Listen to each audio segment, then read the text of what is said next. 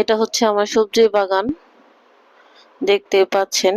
আসসালামু আলাইকুম, welcome back to my channel Muskan kitchen and garden valley.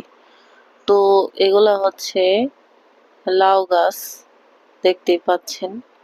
গত শীতে এই লাউ গাছগুলা আমি লাগাইছিলাম, তো মাশাল্লাহ অনেক সুন্দর হয়েছে। আমি কল্পনাও করতে পারি নাই যে এতটা সুন্দর সব ধরনের গাছই সবজি গাছে আমার হবে। তো সব সবজিরই আপনাদের সাথে ভিডিওটা শেয়ার করতেছি।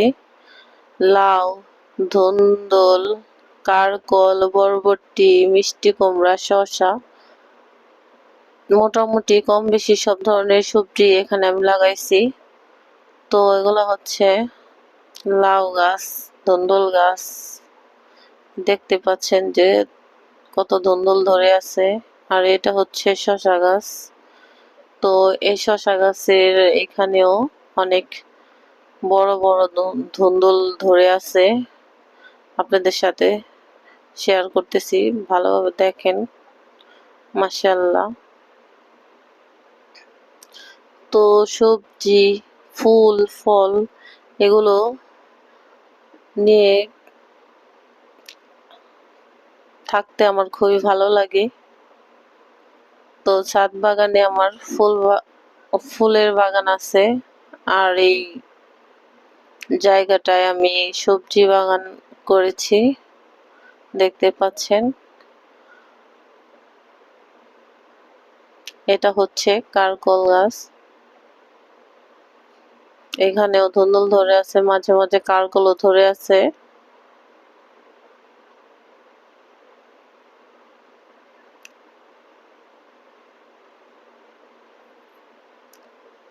এটা হচ্ছে মিষ্টি কুমড়া গাছ।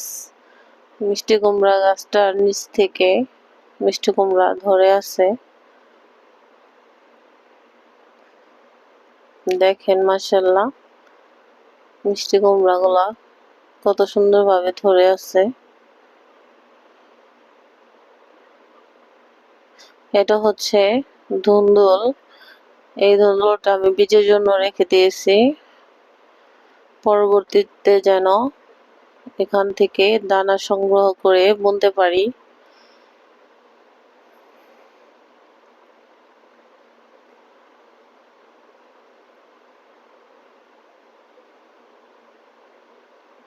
এটা হচ্ছে কারকল গাছ, দেখতে পাচ্ছেন নিচে কারকল অলরেডি ধরে আছে। এটা হচ্ছে পুঁই শাক।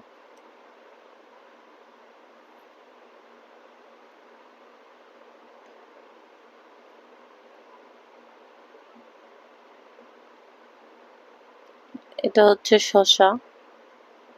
আর এখানে সিম গাছ লাগাইছি, তো বড় হইতেছে।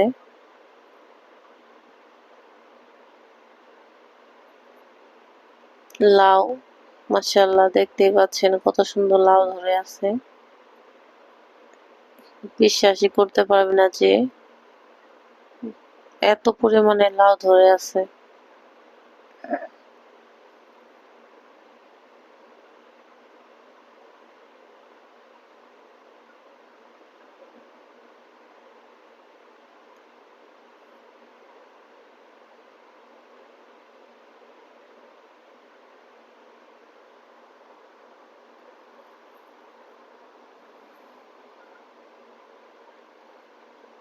দেখেন।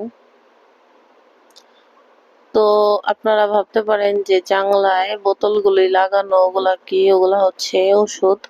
ভোমরার আক্রমণের কারণে ফল মানে সবজিগুলা নষ্ট হয়ে যায়, এর জন্য ওই বোতলে ওষুধ বেঁধে রেখেছি।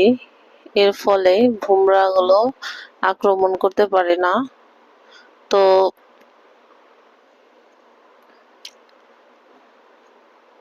দেখতেই পারলেন যে কি কত পরিমাণে লাউ ধরে আছে।